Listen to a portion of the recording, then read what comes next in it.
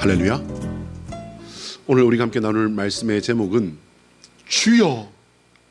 근데 뒤에다가 점점점과 느낌표를 괜히 달지는 않겠죠. 그냥 주여가 아니라 주여입니다. 주여. 이 말씀을 통해 우리에게 살아 역사하시는 하나님의 거룩한 음성 만나시기를 축복합니다. 오늘은 6.25를 기념하는 주일입니다. 벌써 73년이 됐대요. 말씀을 시작하면서 오늘은 영상을 하나 준비를 했는데요. 이 영상은 북한 지하교회에 대한 몇 가지 자료 영상들을 이게 그냥 개인적인 의견으로 모은 것이 아니라 9시 뉴스에서도 이 영상을 썼을 정도로 이것이 사실임이 이렇게 분명한 그런 내용이 되겠습니다. 오늘 우리가 필요한 부분만 조금 잘라서 이렇게 준비를 해봤는데요. 중간에 나오는 영상은 북한 지하교회 교인들이 공개 총살을 당하는 장면이에요. 이게 이제 몰래 찍다 보니까 이게 북한에 있는 뭐 영상 기계, 핸드폰이라는 게 오죽하겠습니까? 그러니까 이제 그 화질이 너무 안 좋은데 우리가 들어야 될 건 그겁니다. 그들이 총을 맞는 그 순간에 뭐라고 했는가? 그럼 이걸 한번 들어보시기 바랍니다. 이 영상을 보고 우리는 우리 모습을 돌이켜봐야 됩니다. 그리고 어떤 모습이어야 하는지, 내가 어떤 모습이어야 하는지 이 영상을 보면서 한번 생각해 보시는 이 시간이 되시길 바랍니다. 영상으로 가겠습니다.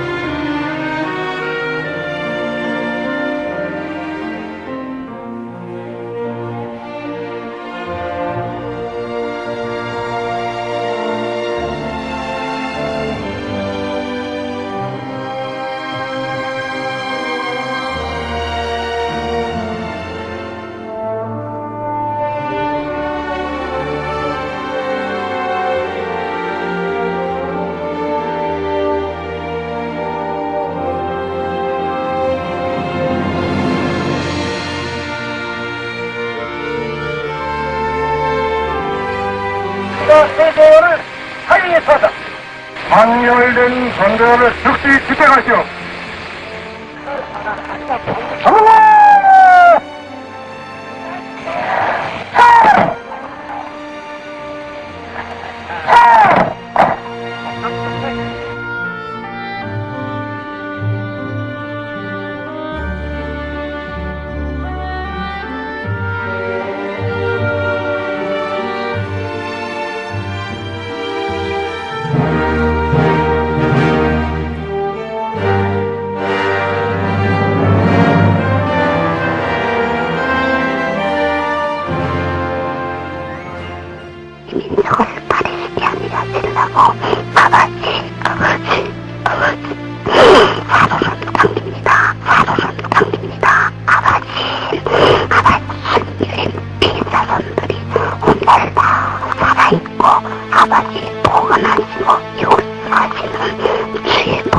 나타났습니다.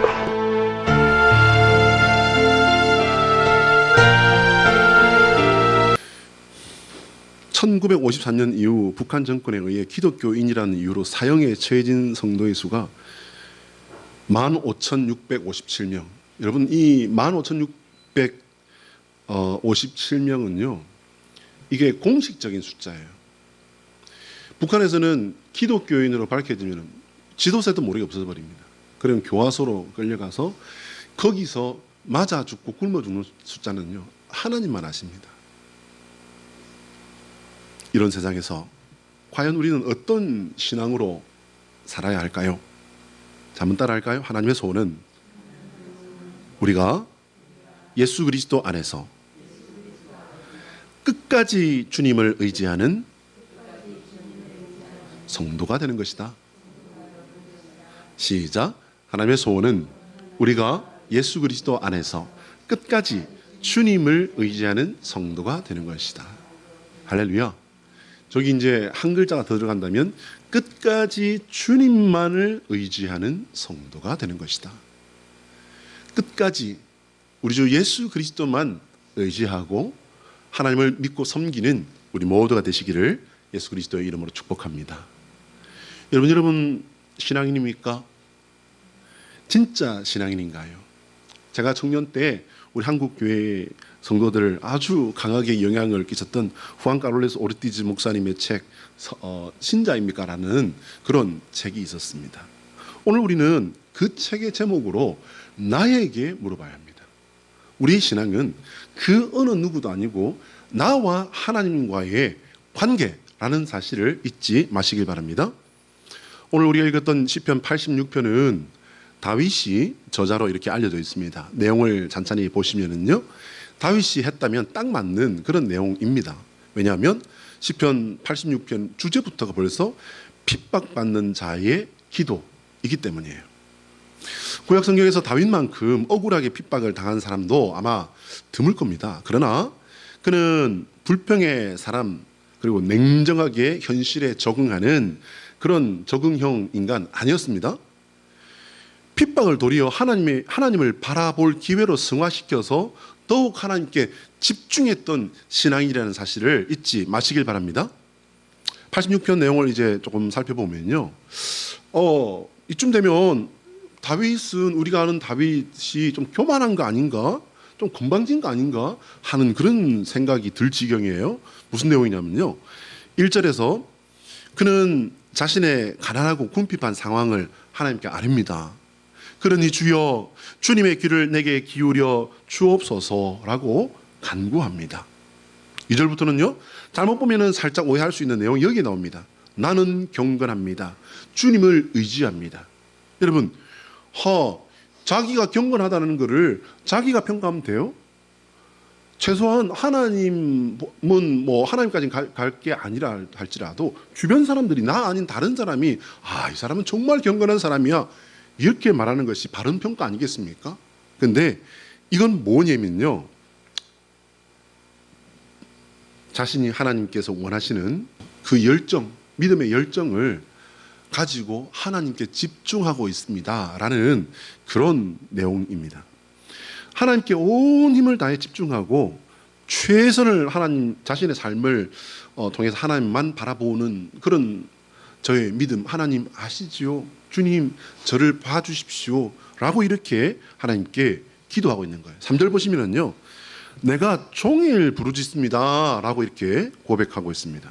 생각해보면 다윗이 그런 상황에서 기도 말고 무엇을 더 할 수 있겠습니까? 여러분 성지순례 가보시면은요, 다윗이 엔게디나 이런 데 가보시면 할 수 있는 게 없어요.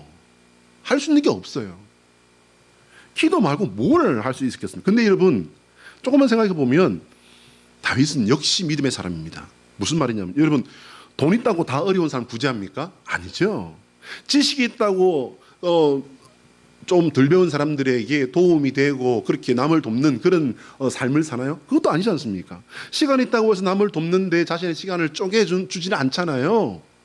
어떤 사람입니까? 결단하고 실행하는 사람 아닙니까? 다윗은 하나님을 믿었기 때문에 기도한 거예요. 여호와 그 하나님께서 도움을 주실 분이라고 믿었기 때문에 다윗은 그 하나님께 기도합니다. 여호와 하나님께서 구원의 하나님이심을 믿었기 때문에 그는 간구하는 기도를 드렸다는 거예요. 4절 말씀해 보면요, 4절에서 다윗은 자신의 가장 본질적이고, 이런 단어가 설교에서는 조금 안 좋지만 근데 사실은 그런 겁니다. 가장 본질적이고 전 존재적인 중심이 주님을 우러러 본다고 하고 있습니다. 무슨 말이기 때문입니까? 내 영혼이 주님을 바라봅니다. 여러분 이거보다 더 뿌리가 되는 게 어디 있겠습니까? 내 마음, 내 생각은요, 내가 속일 수도 있어요. 그렇지 않습니까? 그러나 내 영혼은 속일 수가 없습니다. 다윗은 지금 사울 왕에게 잡히면 쥐도 새도 모르게 죽임을 당할 수밖에 없는 그런 처지입니다. 그런 상황에서 400명이나 되는 사람들을 이끌어야 하는 지도자가 되어버린 거예요. 여러분 이 성경을 읽어보시면요, 400명이라는 그 사람들은 어떤 사람들이냐면 거의 불황자들이에요. 불황자들. 그런 그가 팔자 좋게 하나님 타령이나 하고 앉아 있을 수가 있었을까요? 그는 정말 위험하고 절박한 상황에 빠져 있는 그야말로 절망의 사람이었는데 말입니다. 다윗의 시편을 찬찬히 읽어보시면요, 다윗은 그래서 더욱 하나님을 바라본 것이라는 사실을 우리가 쉽게 깨달을 수 있습니다. 자신의 어떤 능력으로도 빠져나올 수 없는 절대 절망의 상황, 자기 혼자도 버거운 상황에서 어중이 떠중이 불량자들이나 다름없는 400명을 이끌어가야 하는 그런 짐까지 지고 있었던 겁니다. 도망다니기에 버거운 상황인데 시절 좋게 하나님 타령이라니, 정말 이 다윗은 장군 중에 용사 중에 용사라고 우리가 알고 있는데 이거 너무 방심한 거 아닐까요? 다윗은 구원의 하나님을 믿었던 믿음의 선지자입니다. 물론 이 세상에서 그의 삶이 사울의 손에 억울하게 끝이 날 수도 있었습니다. 그러나 다윗은 하나님께서 다스리시는 영원한 하나님 나라를 믿었던 것으로 우리가 알 수 있습니다. 아니 목사님 그거 어떻게 알아요? 그때 신학하고 지금 신학하고 다른데요? 다윗이 믿고 경배하며 기도했던 하나님은요, 여호와 하나님은 어떤 분이십니까? 하나님은 영이시니 예배하는 자가 신령과 진정으로 예배할지니라. 하나님은 영이십니다. 그분은 이 세상의 창조주시고 주관자이시지만 영이십니다. 그 말은 여호와 하나님께서는 우리가 존재하며 살아가는 이 세상의 왕이시기도 하지만 우리가 육신의 장막을 벗어나면 가게 되는 영혼의 세계, 영혼의 세계를 다스리는 왕이심을, 왕이라는 사실을 다윗은 믿었다는 것입니다. 5절부터 10절까지는요, 여호와 하나님의 행하신 일과 행하실 일을 찬양하고 있어요. 다윗의 찬양과 기도의 비결은, 다윗의 그 신실한 신앙의 비결은요, 누가 뭐라고 해도 찬양입니다. 찬양. 찬양이 뭡니까 여러분? 찬양 어렵게 뭐 말할 거 없어요. 찬양의 종류는 뭐가 있고 찬양하는 사람의 재산은 뭐가 있고 어쩌고 저쩌고, 성경에서도 시편은 찬양으로 이루어져 있으며 그래서 성경의 심장으로 말을 합니다. 다 필요 없어요 여러분. 뭐냐면요, 찬양은 칭찬이에요. 칭찬. 높으신 하나님을 칭찬한다? 그 말이 이상하니까 격에 맞게 찬양이라는 말로 이렇게 바꿔 부르는 겁니다. 유명한 도서 중에서요, 칭찬은 고래도 춤추게 한다라는 그런 책이 있었습니다. 범고래 조련사가 범고래를 짐승으로, 동물로, 범고래는 바다의 포식자죠. 가장 강력한 상어도 이 범고래한테는 못 이깁니다. 그러니까 그 맹수 중에 맹수, 동물로 생각한 것이 아니라 이 조련사가 범고래를 조련하면서 자기 친구처럼, 자기와 같이 일하는 어떤 그런 존재처럼 이렇게 인격적으로 같은 동급 선상에서 이렇게 이야기를 하고 부탁을 하고, 조금만 바뀌면은 정말 잘했다고, 정말 잘했다고, 바로 그거라고, 거기서 이렇게 조금만 해보면은 그게 이제 우리가 도달할 목표야. 정말 잘했어. 너는 역시 된다니까. 뭡니까 여러분? 인정해 줄 때 신뢰관계가 만들어지고 함께 일을 할 수 있게 되었다라는 그런 내용이 되겠습니다. 저는 하나님께서 다윗을 정말 좋아하셨던 이유가 바로 여기 있었다고 생각합니다. 하나님께 많이 칭찬을 해드렸기 때문, 뭐 그럴 수도 있는데 그건 사실은 저 뒤에 좀 있습니다. 하나님을 잘 믿었다? 맞아요. 근데 그것보다 더 먼저 된 것이 있어요. 그게 뭐냐면요, 다윗은 진짜 필요한 때에 하나님을 제대로 찾고 부르고 아뢰었다는 거예요. 가장 절박한 때에 가장 깊은 마음으로 하나님을 바라보았다는 것입니다. 또한 그 마음은요, 자그마치 10년 동안 변하지 않고 일구월심 하나님만 바라보았다는 겁니다. 여러분, 일구월심이 무슨 뜻입니까? 일구월심은요, 세월이 흐를수록 더 깊어진다는 뜻이지 않습니까? 전에는 요만한 것이었다면은 이제 10년 동안 뭐 바뀐 것도 없어요. 나아진 것도 없습니다. 오히려 그 와중에 미친 척 해야 했고 정말 무시당하는 그런 삶을 살아야 했습니다. 그런데 다윗은 더 깊어졌다는 겁니다. 무엇을 향해? 하나님을 향해. 다윗은 어려울 때 기댈 데가 없어서 많은 신들의 이름을 부르고 그 중에 여호와의 이름도 부른 것이 아니에요. 다윗은 삶이 어느 순간에 끝날지도 모르는 그런 절박한 상황에서 하나님께만 기도하고 주님의 구원만을 구했다는 것입니다. 자, 여러분, 오늘 6.25가 일어난 지 73년째 되는 해라고 말씀을 드렸습니다. 특별히 우리 기독교 신앙인들에게 6.25는요, 다윗과 같은 믿음으로 삶의 벼랑 끝에서 오직 하나님을 붙들고 담대히 순교의 자리로 걸어간 신앙 선배의 역사가 거기에 있기 때문에 결코 우리가 그냥 가볍게 생각할 수 없습니다. 6.25의 역사는 우리 신앙인들에게도 아주 각별한 역사라고 할 수 있습니다. 몇 군데 이 순교의 역사를 간단하게 한번 살펴보려 합니다. 첫 번째, 지난번에 제가 한번 설교에서 언급한 바가 있는 전남 영광군의 염산면의 염산교회예요. 이 염산교회는요, 두 교회의 성도가 이 자리에서 다 죽었어요. 거의 몰살을 당했습니다. 염산교회는 6.25가 발발하던 해 10월에 목사님 가족을 비롯해서 전 교인이 순교를 당합니다. 10월 7일 중학생 3명을 큰 돌을 달아서 그 교회 앞 바다에다가 던져버리는 이걸 시작으로 이제 순교의 행렬이 시작됩니다. 그리고 이제 10월 13일에 그 교회에, 염산교회에 허상 장로님이라는 장로님 부부가 산으로 끌려가서 거기서 이제 죽창에 찔려 죽음을 맞습니다. 그리고 이제 시신은 가족들에게 돌려준 것이 아니라 시신을 돌무더기로 덮어버렸다고 이렇게 기록 남아 있습니다. 이 자리에서 허상 장로님 내외가 죽어가면서 했던 말이 지금도 전해지고 있습니다. 하나님을 부르며 감사 기도를 드렸던 것으로 이렇게 기록이 남아 있습니다. 그리고 이제 가정집에서 비밀 예배를 드리다가 10월 27일에 염산교회 김방호 목사님, 이 목사님이 3대 목사님이에요. 이 목사님 가족이 8명이 공산 당원들에게 끌려가서 몽둥이로 맞아서 전원 다 순교를 합니다. 근데 이 자리에서 그 중학생 아들에게 공산 당원들이 말을 합니다. 네가 이 몽둥이로 너가 아버지를 패 죽이면은 너는 살려줄게 라고 이야기를 합니다. 그러자 그 아들이 주님의 뜻이라면 순교하게 해주십시오. 그리고는 공산 당원들의 그 손에 몽둥이 맞아서 순교를 했다. 기도하는 가운데 가족 8명 전원이 순교를 당한 것으로 이렇게 기록이 남아 있습니다. 이 자리에서 염산교회가 77명 순교했고요, 야월교회가 65명이 이 자리에서 함께 죽었습니다. 여수 애양원의 손영환 목사님의 그 순교와 그 아들들 동선의 그 순교 우리가 너무 잘 알고 있지 않습니까? 그러면 우리 교단만 그런 게 아니에요. 성결교회가 순교한 역사도 같이 이렇게 쉽게 찾아볼 수 있습니다. 1950년 10월 5일에 순교한 문중경 전도사님이 이제 순교를 하게 되는데요. 이봉성 전도사라는 분도 이제 시무하던 진리교회 교인과 함께 48명이 같은 날 집단 학살을 당하게 됩니다.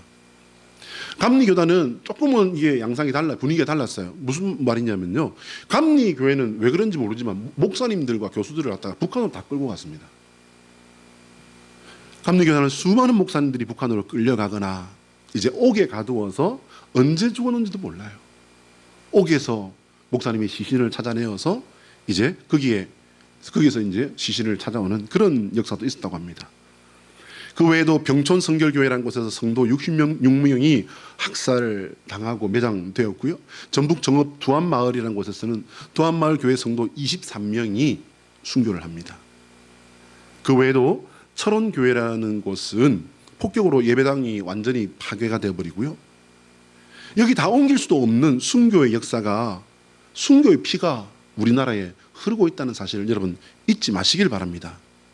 그런데 오늘 얘기는 여기서부터 이제 본격적으로 시작이 된다고 볼 수 있어요. 그 순교의 현장에서 왜 여러분 다윗의 모습이 보일까요? 저만 그랬습니까? 저는 이 말씀을 준비하다 보니까요, 그 순교의 현장에서 다윗의 모습이 보이더라고요. 몽둥이로 맞아 죽어가면서 주여 우리 가족을 구원하여 주시옵소서라고 기도합니다. 임산부도 예외는 아니었습니다. 임산부를 죽이는 자리에서 마지막 말할 기회를 주니까 하늘 가는 밝은 길이 내 앞에 있으니 슬픈 일을 많이 보고 늘 고생하여도 그 찬송가를 부르면서 순교를 당했다고 합니다. 이런 성도들의 모습에서 어째서 다윗의 모습이 보인 걸까요? 다윗이 보인 것이 아니라 여러분 조금만 생각해 보면요, 다윗이 만났던 그 하나님께서 보인 것이라는 사실을 깨달으시길 바랍니다.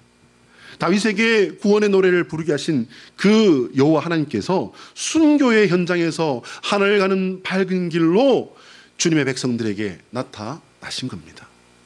그래서 저들은 목숨이 끊어지는 순간 가장 하고 싶었던 말을 하고 끝난 거예요. 아까 여러분 제가 말씀드린 바와 같이 영상이 많이 흐렸지 않습니까?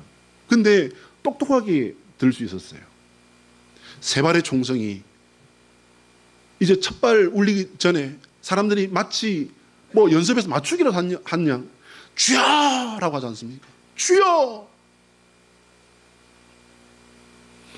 다윗에게 구원의 노래를 부르게 하신 그 하나님께서 순교의 현장에서 하늘 가는 밝은 길로 주님의 백성들에게 나타나신 겁니다. 그래서 저들은 숨이 끊어지는 마지막 순간에 가장 하고 싶은 말이 주여였던 것입니다.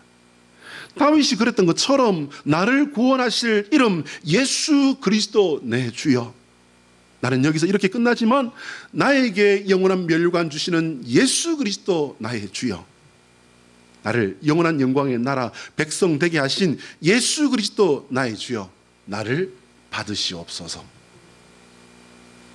마지막 순간에 총탄이 발사되기 바로 직전에 주여라고 하는 딱 두 글자이지만 그 두 글자의 내용으로 하나님께서는 이것을 받아내신 줄로 믿으시길 바랍니다.